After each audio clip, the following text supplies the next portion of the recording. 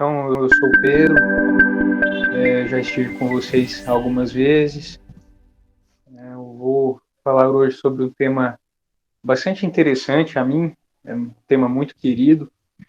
Eu confesso que quando a Sara me propôs esse tema, eu fiquei empolgado, mas eu fiquei com medo, porque não é uma coisa que agrada a todo mundo, né? O Senhor dos Anéis. Mas eu vou tentar deixar a coisa um pouco mais apresentável, tá? Então fiquem tranquilos. Eu só quero saber como é que está a relação de vocês com a obra, tá? Vocês realmente já assistiram aos filmes, leram os livros, ou esse tema é uma grande novidade? Só não li o Silmarillion. Para mim é uma grande novidade. Não Eu conheço acho que a nada. maioria só viu os filmes. Eu acho. Eu já li os livros. Eu não vi nem filme, nem livro. E o do Hobbit também, porque eu gosto. Muito bem, muito bem. Então, alguns já viram os filmes, outros já leram os livros, né? Muito bom que tenham lido os livros. Alguns nunca nem, assim, igual caviar, né? Nunca vi nem comi, só ouço falar. Mas, enfim, a minha grande preocupação com esse tema foi como eu vou trazer uma abordagem realmente cristã que coopere com a vida espiritual de vocês a partir de uma obra de fantasia. É claro que O Senhor dos Anéis está encharcado de cristianismo, né? Mas como é que eu vou tornar isto prático, né? Como é que eu vou tornar aquelas boas ideias, tornar isso prática cristã, né? E eu fiquei pensando nisso. Eu acho que a melhor forma de nós tornarmos isso uma prática cristã que faça com que colhamos frutos espirituais pensarmos na formação do nosso imaginário. Afinal de contas, esses aspectos da vida intelectual, para nós que estudamos, para nós que temos já alguma caminhada nesse mundo das letras, né, nesse mundo do saber, para nós a vida espiritual e a vida intelectual andam lado a lado. São dois aspectos da vida interior, né?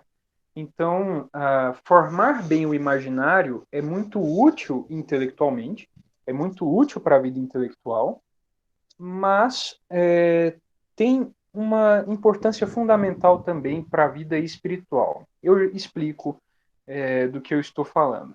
Antes de prosseguirmos, todo mundo está me ouvindo bem, o áudio está bacana, tá? E outra coisa, beleza, beleza. E outra coisa, se vocês precisarem dizer alguma coisa ao longo da minha fala, se acharem algum ponto, algum comentário interessante, tal, queiram partilhar, por favor, né, estejam à vontade. Eu gosto dessa coisa um pouco mais dialogada, né? Assim, palestra por palestra não fica legal, mas nós estamos num grupo de jovens, né? Nós já nos conhecemos há muito tempo, né? Nós temos um vínculo de amizade, né? Então eu acho que uma coisa mais dialogada fica um pouco mais construtivo, tá? E não, eu não acredito no Paulo Freire, tá? Isso é só para tirar essa coisa da aula, né? Em sala de aula eu faço outra coisa, mas eu não acredito no Paulo Freire, eu só acho que é uma reunião de amigos tenha que ter esse clima de leveza, né? Eu não estou falando para alunos, eu estou falando para amigos, né? Liguem as câmeras, porque assim, eu já estou no celular, a tela é pequena, e fica ruim falar para um monte de quadradinho, tá? Então, liguem as câmeras, senão o Eduardo vai dar ocorrência para vocês. Pega essa, Eduardo. Nem posso, infelizmente. Olha só. Uma Essa... pergunta, Pedro. Ah, o celular está na sua frente, só que é naquele esquema da cadeira que você tinha arranjado lá. Não, eu comprei um tripé. Né? Ah, Finalmente eu comprei um tripé. para quem não sabe, gente, quando ele não tinha tripé e tinha que fazer live assim, ele pegava uma cadeira e amarrava o celular com uma fita. É sério. Uma lambança. É sério. Eu pegava uma cadeira, eu pregava a capa do celular com a fita, enrolava, fita crepe mesmo, e depois eu só encaixava o celular na capinha, dava bom demais, né? Mas depois eu criei vergonha na cara e comprei um tripé. O que aconteceu? Parece que deu uma travada. Você perdeu sua imagem só, tá tranquilo. Eu tô te ouvindo. Como é que... Isso. Aí, voltou. Aí, voltamos. Mas só para vocês entenderem essa piada, porque o Eduardo é o chefe da disciplina lá do colégio, ele é que judia dos meninos com advertência, suspensão, tá? Então é por isso que eu fiz essa piada do ocorrência. Sem graça mesmo, mas é só para quebrar o gelo. Então, como eu dizia, esse tema, né, pode gerar alguns frutos para a nossa vida espiritual, no sentido da formação do nosso imaginário. Ler boa literatura coopera para a formação do nosso imaginário. Por quê? Por que a boa literatura? Primeiro aspecto. A Sara está fazendo biscoito? Como assim? Muito bem. A Sara virou DJ. Mas, enfim. A nossa vida espiritual, como eu dizia, então, também colhe muitos desses frutos interiores, né? Na verdade, vem dessa interioridade, assim como a vida intelectual também tem esse aspecto de interioridade, tá? Mas ler boa literatura faz muito bem a nós, pessoalmente. De novo, a minha câmera desligou. Voltando. Isso. Mas se faz extremamente necessário, inclusive na nossa idade, né, na idade da maioria de vocês. Nós não temos muito repertório de vida para lidarmos com as mais variadas situações que podem aparecer ao longo do nosso dia a dia, né? Então, às vezes, surgem situações que demandam uma grande criatividade da nossa parte para que nós consigamos sair dessa situação da melhor forma possível, aproveitando aquela situação para o nosso próprio crescimento. Então, o primeiro aspecto que a literatura, uma boa literatura pode trazer, né, o primeiro aspecto de formação que a boa literatura nos traz, é isso, aumenta o nosso repertório de vida, né? Aumenta também o nosso conhecimento sobre as pessoas, sobre temas humanos, né? Se nós lermos Crime e Castigo, de Dostoiévski, por exemplo, nós temos um retrato da culpa humana muito melhor do que qualquer psicólogo em seu consultório pode oferecer, né? Um estudioso da psiquiatria talvez não consiga explicar este processo da culpa humana tão bem quanto Dostoiévski, né? Mas por quê? Por que Dostoiévski consegue explicar tão bem a alma humana? Né? Por conta da sua trajetória de vida, né? Aos 20 e poucos anos, acho que com 21 anos, 20 e poucos, Dostoiévski foi condenado à morte, né? Recebeu um indulto algumas horas antes do fuzilamento, né?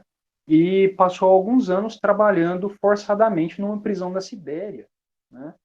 Então, quanto ele não viu da miséria humana durante essa experiência, né? Quanto ele não teve contato com a vida interior nessa experiência na Sibéria, né? Quanto ele não soube sobre o ser humano durante essa experiência bastante catastrófica. Tanto é que os seus escritos mais maduros surgem a partir dessa época,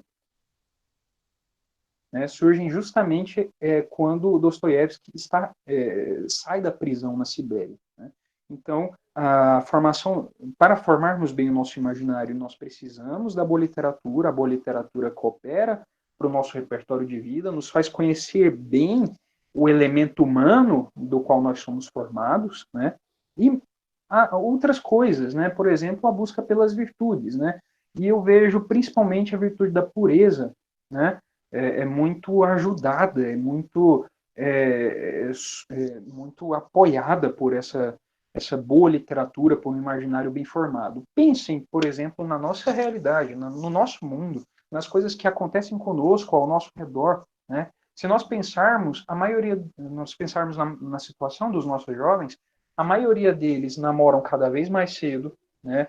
e tem experiências drásticas com esses namoros fora de hora, né? Às vezes são iniciados sexualmente nessas experiências de namoro completamente conturbadas, caem em pornografia, né? E o quanto a pornografia é nociva para o cérebro, né? Fisiologicamente, né? Mas também é muito nociva para o nosso imaginário, né? O quanto a pornografia não destrói o modo como nós enxergamos as nossas relações, né?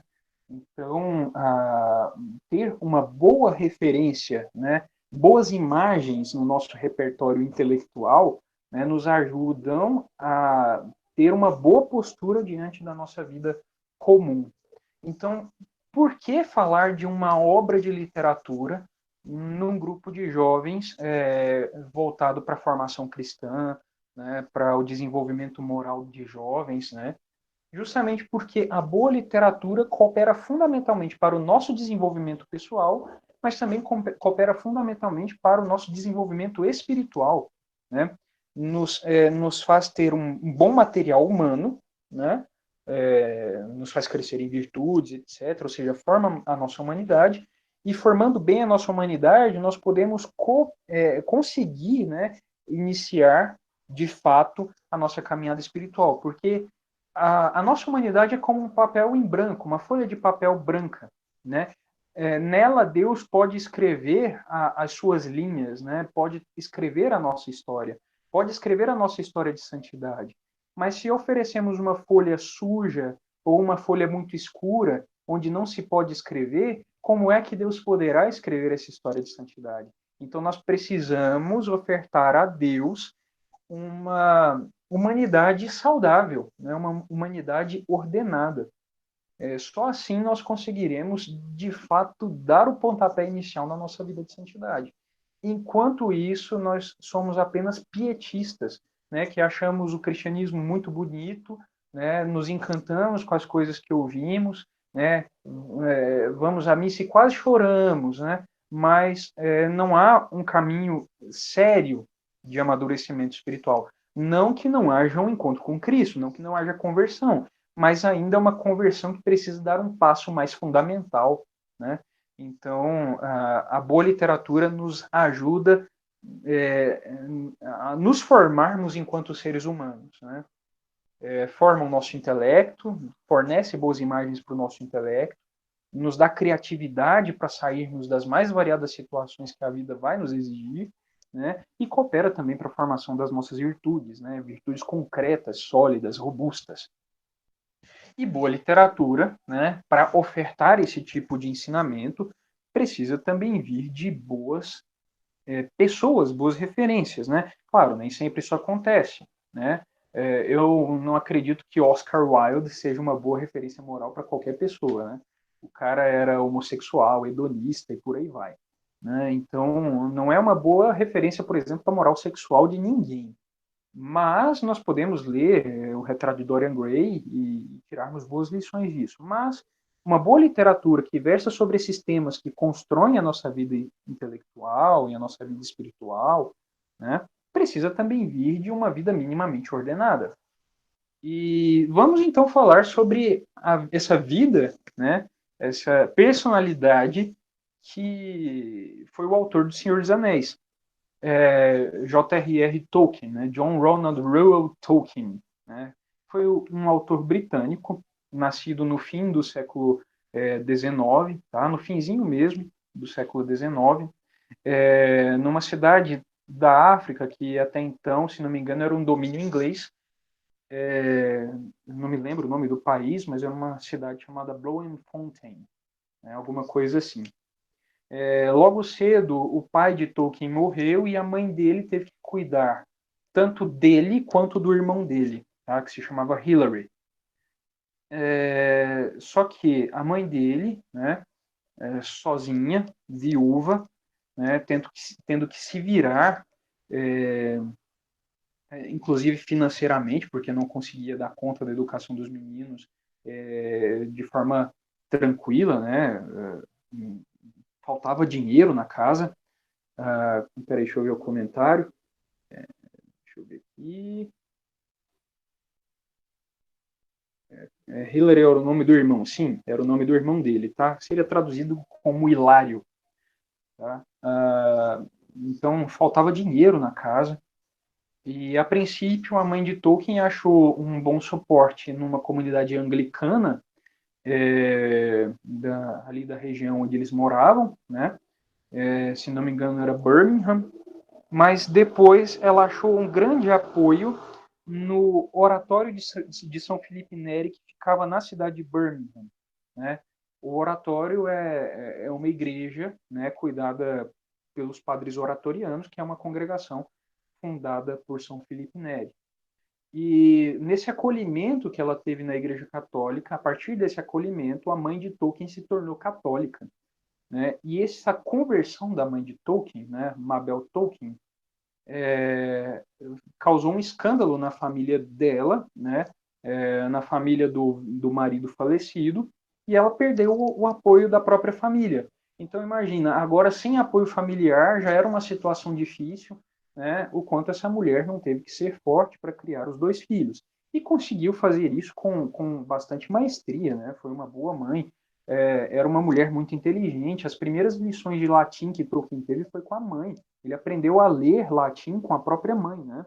Então, os que acham que homeschooling não funciona, fica aí a prova de que funciona sim. Tolkien começou o seu caminho intelectual com homeschooling.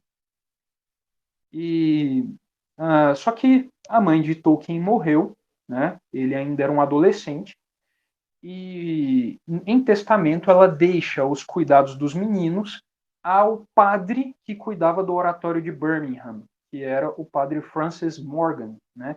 Então, o segundo pai do Tolkien foi um padre católico, o que cooperou muito para sua formação cristã, né? E também para sua formação intelectual, porque o padre Francis era um homem bastante rígido, né? Cobrava muito os estudos dos meninos, foi um bom administrador da herança, administrador financeiro da herança que os irmãos Tolkien receberam, né?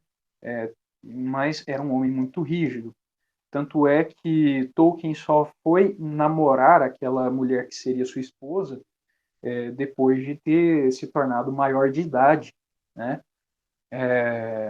Porque até então o padre Francis Morgan tinha impedido o namoro dos dois, né? Se conheceram na adolescência, mas o padre vetou, porque ele tinha que estudar para os exames admissionais na faculdade. Enfim, essa é a história de Tolkien. Então é uma história marcada pela fé católica, né? Mas ao mesmo tempo é uma história bastante pessimista, é uma história que levou Tolkien a ser um homem bastante pessimista. Ele via na conversão da mãe, né, um grande benefício, mas também um martírio, né? Porque a mãe foi abandonada pelos familiares justamente por ter se convertido ao catolicismo. Então, ele via a mãe como uma espécie de mártir que foi abandonada por toda a família. E isso formou em Tolkien uma mentalidade bastante pessimista.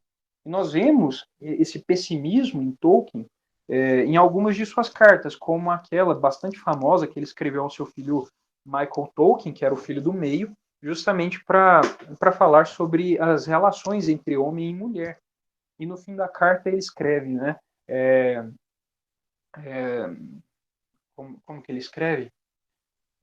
Da escuridão da minha vida tão frustrada, eu ponho diante de ti a única coisa para ser amada, né, sobre a terra, o Santíssimo Sacramento. Ou seja, ele tinha uma fé muito profunda, ele acreditava piamente que não era possível ser feliz sobre a terra, mas isso tudo também vem de uma mentalidade um pouco pessimista, tá? Então, mas isso não o impediu de ser um bom cristão. Claro, nós não podemos dizer que Tolkien é um santo, né? Foi um homem santo, né? Isso nós não podemos dizer, né? Talvez a igreja um dia o canonize. Se o fizer, né, nós reconheceremos então a santidade dele. Mas por enquanto, pelo seu pessimismo, né, pessimismo diante da vida, diante da realidade, nós não podemos dizer que Tolkien era um santo. Mas podemos dizer que era um católico muito sincero e era um bom homem, né? Era um bom homem, né? Criou seus, se não me engano, 4 ou 5 filhos, né? Criou bem os meninos. O mais velho, inclusive, se tornou padre, né? Teve problemas no seu casamento também, mas tentava ser um marido fiel que supria, né, as necessidades da sua família, as mais diversas necessidades da sua família. Então, este é o homem que escreveu O Senhor dos Anéis. Né? Não era um santo, mas era alguém que estava inundado, encharcado de cristianismo, né? Encharcado de catolicismo. Tá? Então, é alguém que pode nos conduzir, sim, num bom caminho, né, de formação do nosso imaginário, de formação do nosso intelecto. Então, é uma referência confiável. Tá? É uma referência confiável. A esposa dele se chamava Edith Tolkien. Tá? Antes do casamento, Edith Brett. Tá? Essa era a esposa dele. E, inclusive, a história de amor dos dois é algo que todos deveriam ler um dia, tá? Comprem a biografia do Tolkien, escrita pelo Humphrey Carpenter. É um livro verdinho, tá? Da capa verde. E é muito bem escrito, é uma história muito bonita. Tolkien, então, foi proibido, só contando rapidinho, senão o nosso tempo acaba. Tolkien foi proibido de namorar Edith, né? Nesse meio tempo, ela saiu de Birmingham e foi para uma outra cidade. Quando Tolkien fez 21 anos, que é a maioridade na Inglaterra, ele escreveu na madrugada do dia 3 de janeiro, que era o aniversário dele, né? Então, assim, esperou da badalada da meia-noite, né? Opa, já é meu aniversário, escreveu uma carta para ela dizendo, olha, agora eu tô livre para a gente se casar. Só que a resposta não foi nada animadora, né? A Edith, em resposta, diz que ela está noiva de um outro homem, né? O Tolkien não admitiu isso, né? Achou aquilo de péssimo tom, né? Achou aquilo horrível e não se deu por derrotado, não se deu por vencido. Pegou o primeiro trem que ele achou para a cidade. Eu não vi a cara da Sarah. Alguém, por favor, printa e me manda. Quando você falou que ela estava noiva, ela fez tipo, meu Deus. Eu acho que essa foi a fofoca amorosa para ela. Pois é, a fofoca amorosa sempre desperta a atenção, né? Mas, enfim. Então ele pega o primeiro trem que ele acha rumo à cidade onde ela estava morando, não lembro o nome da cidade. Chegando lá, ele é recebido na estação de trem pela própria Edith Brett, né? E ela o abraça calorosamente, né, na chegada dele, conta toda a história do noivado, e ele dá o ultimato, né? Não, você vai terminar com esse cara, você vai terminar o noivado e nós vamos nos casar.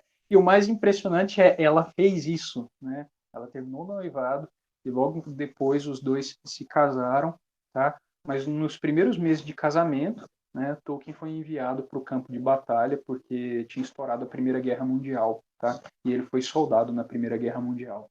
Inclusive foi nas trincheiras da Primeira Guerra Mundial que ele começa a pensar o que mais tarde seria o Silmarillion, tá? Que é um dos livros do Tolkien.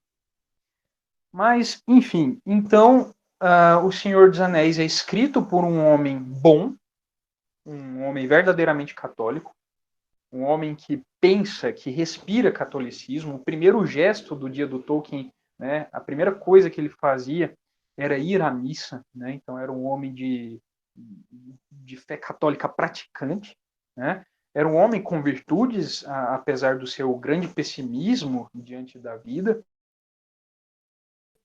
né? E, portanto, essa obra pode nos ajudar a pensar uma série de coisas sobre a nossa vida espiritual, sobre a fé católica, tá? Porque todo o Senhor dos Anéis, e diria mais, toda a obra de Tolkien revela algo do próprio Tolkien, né?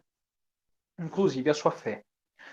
Para os que não sabem nada do que é o Senhor dos Anéis, eu vou contar poucas linhas o que se passa na história, tá? Há um hobbit chamado Frodo Bolseiro. Ele é um sobrinho, ele é um sobrinho distante de um hobbit muito rico chamado Bilbo, né? Hobbit, para quem não sabe, é uma raça no universo do Senhor dos Anéis de homenzinhos bem pequenininhos, de pés grandes e peludos e orelhas pontudas, tá? Então é mais ou menos o que nós pensamos como um gnomo, mas não é um gnomo, tá? É um hobbit. E o Frodo, então, um pequenininho, né? Os hobbits tinham menos de 1 metro, sobrinho desse hobbit muito rico, né, chamado Bilbo, recebe do Bilbo toda a herança dele, né, inclusive um pequeno anel, né, que o Bilbo usava, né, para ficar invisível. Sim, o anel tinha algum poder, né, especial. Só que depois de um tempo, um mago, na história extremamente importante, chamado Gandalf, descobre que esse anel é, na verdade, a arma mais poderosa do vilão da história, que é o Sauron, né? Também conhecido como o Senhor do Escuro ou Senhor Sombrio, né? Então, aquele anel é o objeto mais perigoso de toda a Terra-média, que é o cenário onde se passa a história. E o objetivo, então, de todo o enredo, né, todo o enredo se desenrola a fim de que os personagens principais destruam essa arma mais poderosa do inimigo e, portanto, ponham fim a essa ameaça que ronda toda a Terra-média. O Felipe comentou aqui o Precioso, né, justamente porque tem um personagem lá que foi completamente sabotado pelo Anel, nós vamos falar dele mais tarde, que chamava o Anel de meu Precioso, tá? Nós vamos falar dele mais tarde porque ele tem uma importância fundamental na história, tá? Então esse é mais ou menos o resumo da obra, tá? O resto, se vocês quiserem saber, assistam os filmes e leiam o livro, tá? Não vou contar mais. Mas que aspectos cristãos há nessa obra, né? Eu também assisto todo ano, Fernando. Eu assisto às vezes mais de uma vez ao ano, tá? Às vezes dá vontade de assistir e eu assisto os filmes do nada, todo ano. Mas enfim, primeira coisa que nós precisamos entender, apesar de ser uma obra cristã, ela é muito diferente de outras obras cristãs clássicas, tidas como clássicas, né? E não tem um objetivo catequético, tá? Essa é uma obra de fantasia, mas não tem o objetivo de nos catequizar, apesar de que pode servir muito bem para a formação da nossa moral católica, né? Enfim, ensinamentos muito preciosos ao longo da obra. Mas diferente de outras obras cristãs, né, como as Crônicas de Nárnia, né, ou o Peregrino, O Senhor dos Anéis não é uma obra analógica. Tá? O que significa isso? A base do Senhor dos Anéis não é uma analogia como Aslan sendo Jesus. Isso é analogia, né? É um objeto, um personagem que se remete a outro, que toma o lugar de outro, né? Por exemplo, Aslan, né, é um personagem que faz referência a Jesus. É, na verdade, uma figura de Jesus dentro das Crônicas de Nárnia, né? A feiticeira branca é uma figura do demônio, né? Aquele sacrifício no Leão, a Feiticeira e o Guarda-Roupa que Aslan faz no lugar do Edmundo, que foi o que dedurou todo mundo para a Feiticeira Branca, aquele sacrifício que o Aslan faz de ter a sua juba cortada, de ser morto na mesa de pedra, isso tudo é uma analogia do sacrifício de Cristo na cruz. Isso não acontece no Senhor dos Anéis. O Edmundo é um Judas, entendeu? Né? Mas é um Judas redimido, tá? Judas, Edmundo Tá mais para Pedro. talvez está mais para Pedro, né? Apesar de que o que ele faz na história é mais ou menos o que Judas fez na história da salvação. Mas o desfecho do Edmundo é muito mais o desfecho de São Pedro. Mas a questão é, cada um daqueles personagens, daqueles acontecimentos se remetem a algo da realidade. Por isso é uma analogia, né? Isso não acontece no Senhor dos Anéis. Isso não acontece no Senhor dos Anéis. Quem que é Jesus no Senhor dos Anéis? Ninguém e, ao mesmo tempo, uma série de personagens. Porque não há analogia, tá? Se nós tentarmos achar uma figura que signifique Jesus dentro do Senhor dos Anéis, nós vamos nos frustrar. Porque cada personagem encarna em si algo que é próprio de nosso Senhor Jesus Cristo, né? Frodo, por exemplo, é o Cristo sacerdote, né, que toma o anel do poder, né, que é a representação do pecado, e marcha rumo a Mordor para destruir este anel do poder, né? Então, não é uma alegoria, não é uma obra alegórica, mas nós temos aspectos de Cristo nesses personagens. Gandalf é como Cristo profeta, né? Que interpreta a situação para os personagens principais, que descobre o anel, né? Assim como o Aragorn é Cristo Rei, que no final você vai dar spoiler, é um spoiler de 70 anos, 80 anos, galera. Pelo amor de Deus, vai ler o livro, tá? É muito tempo para vocês falarem spoiler. Mas assim, o Aragorn, que é coroado rei no fim do Retorno do Rei, do terceiro livro, é a imagem de Cristo Rei, né? E, inclusive é muito interessante porque Aragorn, né, apesar de vir de uma linhagem de reis, né, de uma linha sucessória de reis, ele se diminui a ponto de se tornar apenas um guardião, uma espécie de guerreiro que vaga pela Terra-média, né? Inclusive, ele, em muitos pontos da obra, é chamado de apenas um ranger, né? Um guardião, né? Um soldadinho, né? Mas a sua realeza está encoberta, assim como a realeza de Cristo estava encoberta naquele simples carpinteiro, né? Tanto é que quando Jesus pregava e se dizia o Messias, as pessoas ao redor diziam: esse aí não é o filho do José? Né? Então, acontece algo muito semelhante com o Aragorn ao longo da história escrita pelo Tolkien. Mas não há uma analogia. Né? Aragorn não é Jesus, Gandalf não é Jesus, Frodo não é Jesus, nenhum dos outros personagens nenhum dos santos, não é Nossa Senhora, né? Mas existem aspectos cristãos nesses personagens, tá? Tolkien detestava a analogia, né? Era a grande crítica que ele fazia à obra do C.S. Lewis, o autor das Crônicas de Nárnia, né?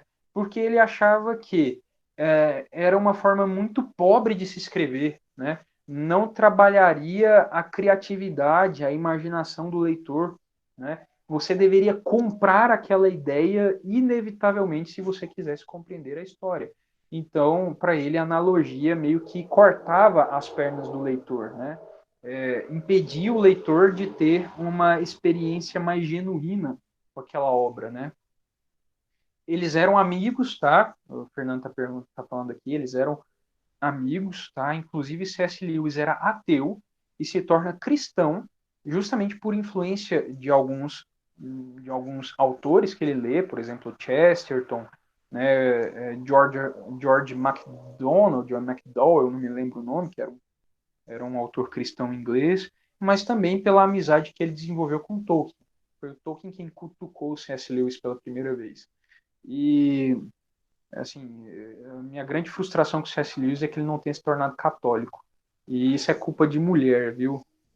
Ele conheceu uma mulher que era protestante e ele não saiu do protestantismo por causa dessa mulher que ele conheceu. É um jumento. Tá? Mas, enfim, coisas que homens apaixonados fazem. Homens apaixonados, quando gadeiam, né, fazem burrice. E espero que o C.S. Lewis esteja no céu. Apesar da sua escolha de negar o catolicismo, né? Mas, enfim. Então, apesar de que não há nenhuma analogia, há nos personagens aspectos cristãos muito profundos. Há na história aspectos cristãos muito profundos, tá? Assim, Tolkien também escreve uma espécie de Gênesis, tá? Chama o Silmarillion. Nele, Tolkien cria uma espécie de mitologia de como a Terra foi criada, né? E aqui nós temos o tema da Teodiceia muito bem trabalhado. O que é a Teodiceia? É o problema do mal, tá? Por exemplo, aquilo que se trabalha no livro de Jó, da Bíblia, né? A Terra-média. Sim, a Terra-média. Mas eu falo a Terra né? Porque não existia só a Terra-média no universo de Tolkien, né? Havia Valinor, havia a Terra-média, havia outros lugares para além da Terra-média. Travou? Voltou. Havia então outros lugares além da Terra-média, tá? Valinor, que era uma espécie de paraíso. Essa divisão que Tolkien faz dos mundos, né, vem da mitologia nórdica, né? Tem a terra onde nós vivemos, que era chamada na mitologia nórdica de Midgard, né? Tem a morada dos deuses, que era chamada Asgard, né? Então, assim, essa divisão do mundo, né, em suas partes, Tolkien tomou da mitologia nórdica. Por quê? Porque ele era um estudioso da literatura medieval, principalmente da literatura medieval, tá? Era professor acadêmico, né? Era professor universitário. Enfim, mas voltando, quais os temas cristãos nós podemos encontrar na obra do Tolkien? O primeiro deles é a Teodiceia, tá? O problema do mal. Por que existe mal no mundo, né? As mesmas coisas que Nosso Senhor tenta responder à humanidade, por exemplo, no livro de Jó, né? Ou então na narrativa da queda, no Gênesis. Tolkien também traz aspectos disso para a sua própria mitologia. Tá? O mundo foi criado, né, por seres mais ou menos angelicais, né, chamados Valar. Né? Os Valar, dentro da história, são mais ou menos o que os anjos são para nós. Né? E são uma casta altíssima de anjos. Né? E Eru, que é o deus supremo da Terra-média, chamado Eru, o único, né, justamente porque é um único e verdadeiro deus, a Terra-média é monoteísta. Eru pede aos Valar que criem uma canção, criem uma melodia. E a partir dessa melodia que as coisas vão sendo criadas. Só que um dos Valar enfia uma outra melodia no meio, que é uma melodia dissonante, né? Uma melodia que não é harmônica com esses outros seres angelicais, espirituais, que estão a pedido de Deus cantando a sua música. Ou seja, aqui nós temos o problema do mal.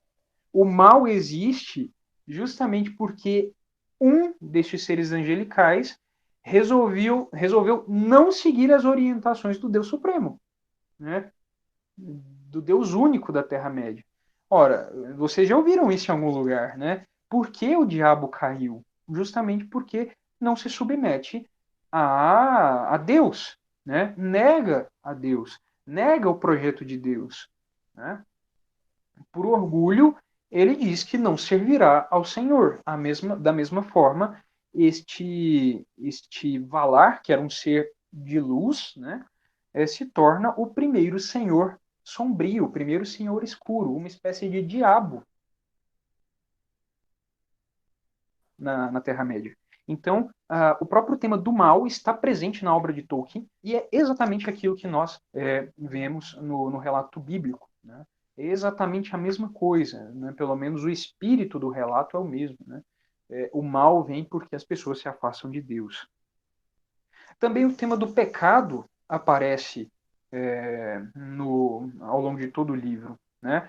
Na verdade, o tema central do livro, o personagem central do livro, né, que dá título ao livro, que é o Anel, é uma representação do pecado. Né? Na história, este personagem mau chamado Sauron forja um anel em segredo que dominaria outros anéis de poder que estavam distribuídos entre outros personagens. E este este anel forjado pelo Sauron teria o poder de manipular esses outros anéis e manipular as consciências das pessoas que usassem esses outros anéis. E muitos destes portadores dos anéis, né, sucumbiram diante da maldade do Sauron e, inclusive, ficaram sem forma, né, perderam a sua forma humana, né, entraram numa espécie de realidade paralela, né, uma realidade sombria provocada pelo anel, né, que quem assistiu o filme ou leu os livros, né, são os Nazgûl, aqueles seres encapuzados, sem rosto, que perseguem o Frodo, né, e os demais personagens logo no início da Sociedade do Anel, que é a primeira parte da história. O anel é a representação máxima do pecado, tá?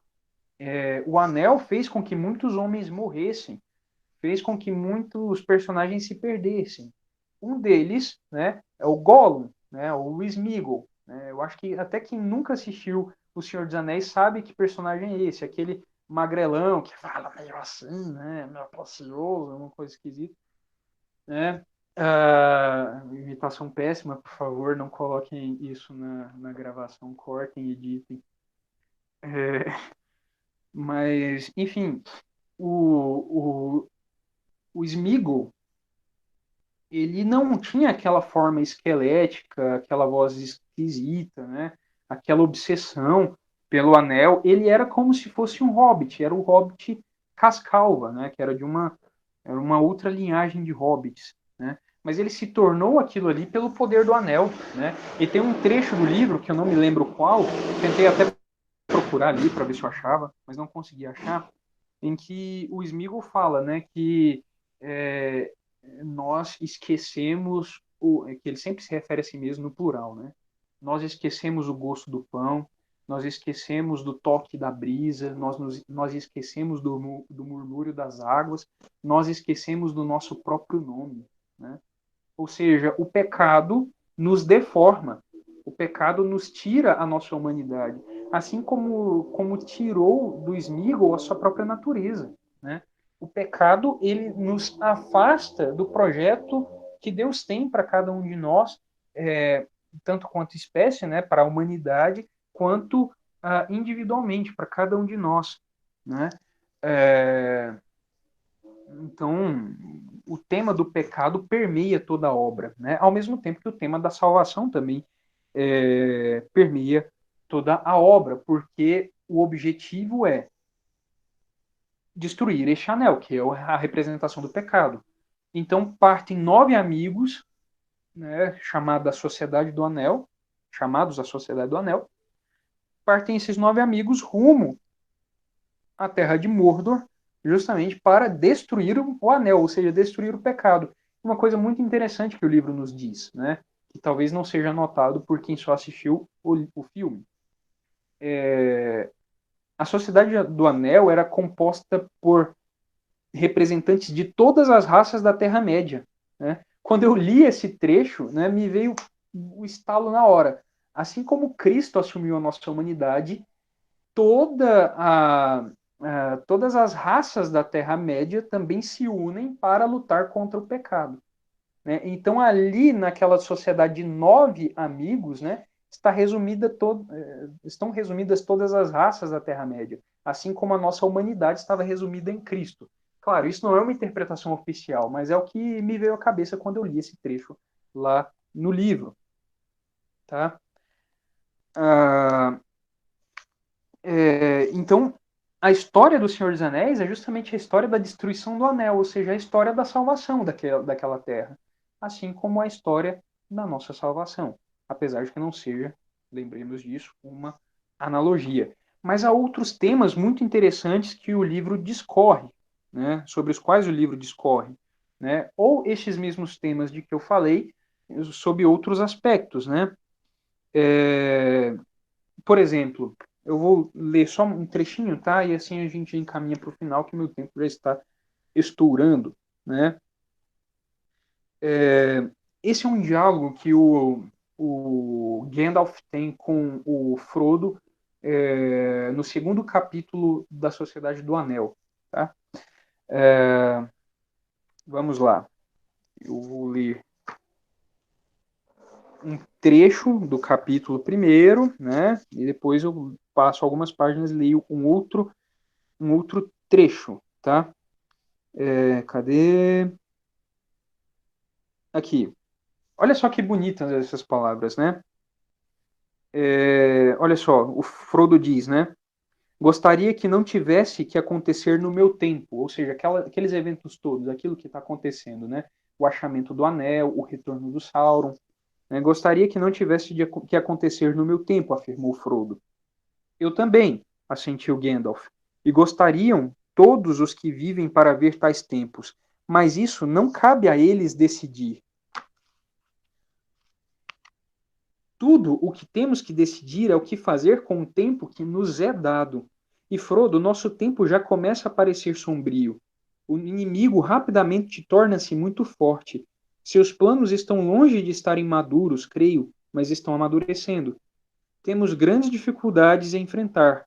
Teríamos grandes dificuldades a enfrentar mesmo que não fosse por este tremendo acaso. Ou seja, eles reclamam daquele tempo, né? Mas muito bonita essa frase do Gandalf, que pode nos dar preciosas lições.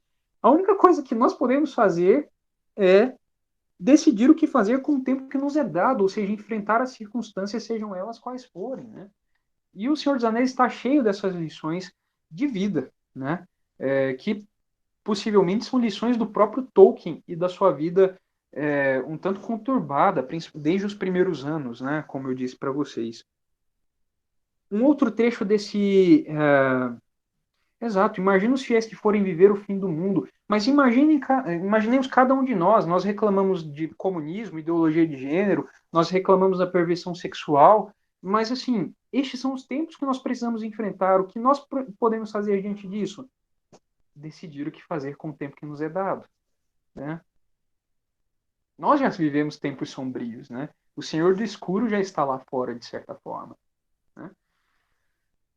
Nesse outro trecho do mesmo capítulo, o Frodo reclama que o Bilbo não matou o Gollum quando o encontrou pela primeira vez, né? Lendo o livro. Mas isso é terrível, exclamou Frodo, muito pior do que o pior que imaginei por suas alusões e seus avisos. Oh, Gandalf, melhor dos amigos, o que vou fazer? Pois agora estou com medo de verdade. O que vou fazer? Que pena que Bilbo não apunhalou essa vil criatura quando teve a chance. Não matou o Gollum, né? Pena? Foi a pena que deteve sua mão. A pena e a compaixão de não o golpear sem necessidade, né? Olha só a outra face, né? O apresentar a outra face. E ele foi bem recompensado, Frodo. Tenha a certeza de que ele teve tão poucos danos devido ao mal e escapou por fim porque começou sua posse do anel desse modo, com pena.